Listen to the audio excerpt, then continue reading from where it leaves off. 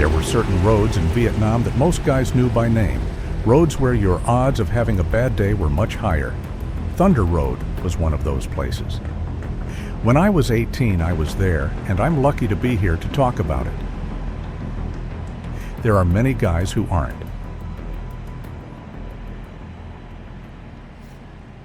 I was 17 when I raised my right hand. My parents signed the papers. It was 1967. School didn't make much sense to me anymore. The Guard did. The 3rd Battalion, 197th Field Artillery, New Hampshire Army National Guard. Basic training came first, then advanced training at Fort Sill, Oklahoma. Heat like I'd never felt before. Dust. Long days around guns that were bigger than anything I'd ever stood next to. I learned how to load, how to wait, how to listen for commands that came fast and didn't get repeated. I learned how heavy a shell really is when you're lifting it over and over. I turned 18 while I was there. No cake, no phone call. Just another day on the guns. Not long after, we were told we were going overseas. Vietnam. We landed in country in 1968. The air hit me first, thick, wet, like breathing through cloth. We moved north into 2 field force areas. Ap Phu Loy was one of the places we passed through. After that, it got less clear. We weren't one unit sitting in one place. We got broken up, attached, sent where the guns were needed. I learned early that artillery didn't always feel like artillery. Sometimes we were on a fire base, dug in, sandbags piled high, guns pointed out into tree lines you couldn't see through. Other times, we were riding trucks along Route 13. Thunder Road. Everyone called it that. There was a day on Thunder Road that stayed with me. We were moving supplies north. Just another convoy. Same road we'd been on before. I wasn't on the lead truck. I was 2 vehicles back. We were spread out like we always were. Nobody was talking much. Then the blast hit. It wasn't loud the way artillery is loud. It was sharper, closer. The truck ahead of us lifted off the road and came back down wrong. Smoke, dirt, pieces of metal. Everything stopped at once. We got off the trucks fast and moved forward, not knowing what we'd find. The road was torn open. The cab of the truck was crushed in on itself. One of the guys riding in that truck didn't make it. There wasn't anything heroic about it. No firefight, no warning. One moment he was there. The next, he wasn't. We stood there longer than we should have. Nobody said much. Someone finally told us to secure the area. Another team checked for secondary mines. We waited. Later, the convoy moved again, slower this time. After that, Thunder Road didn't feel like just a road anymore. Every mile looked the same, but none of it felt safe. You watched the dirt, you watched the shoulders, you watched the truck in front of you, and tried not to think about what was under the surface. I don't remember his face or his name.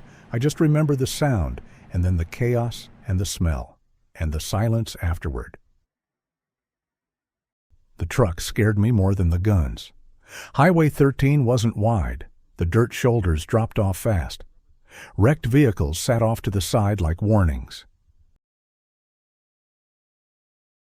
We didn't talk much on those rides. You watched the road. You watched the guy in front of you. You tried not to think about what might be buried under the surface. Some days nothing happened. Other days you heard about things later. We lost people, not all at once, not in ways that made sense. Some were accidents, some were sudden. Sometimes it was quiet when the word came down. Other times it wasn't talked about at all. You just noticed someone wasn't there anymore. I was young. Too young, probably. I didn't always understand what I was feeling at the time. You didn't dwell on it.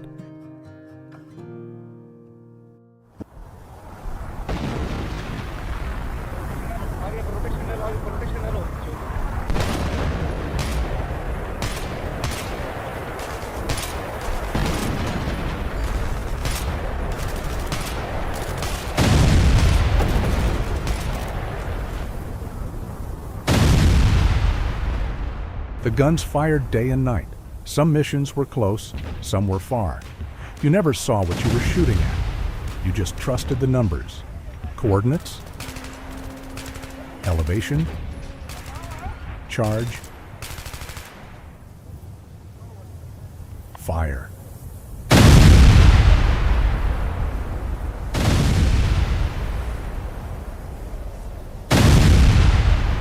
I remember the sound more than anything, the way the ground jumped under your boots, the way your chest felt hollow for a second after a round went out.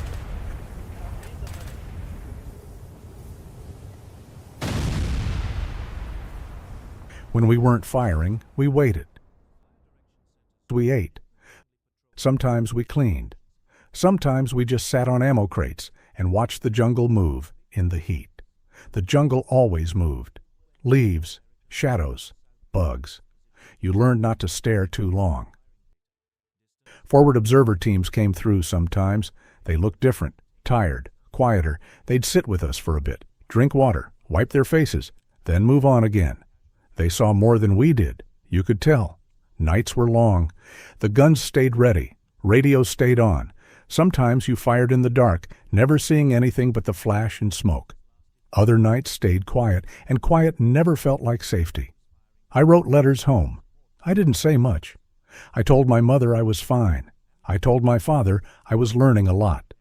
Both things were true in a way. I stopped thinking about age after a while. Everyone around me was older, but it didn't matter. We were all doing the same work. When my time was coming to an end, it felt strange, like I'd missed something important back home, but didn't know how to step back into it. The road rides didn't feel any safer just because my calendar said I was leaving soon. I left Vietnam older than my years, but not in a way you could explain. I came home to New Hampshire quieter than I'd been when I left. People asked questions. I didn't have many answers that made sense to them. I was 17 when I joined, 18 when I went to war, and something older than both by the time I came back.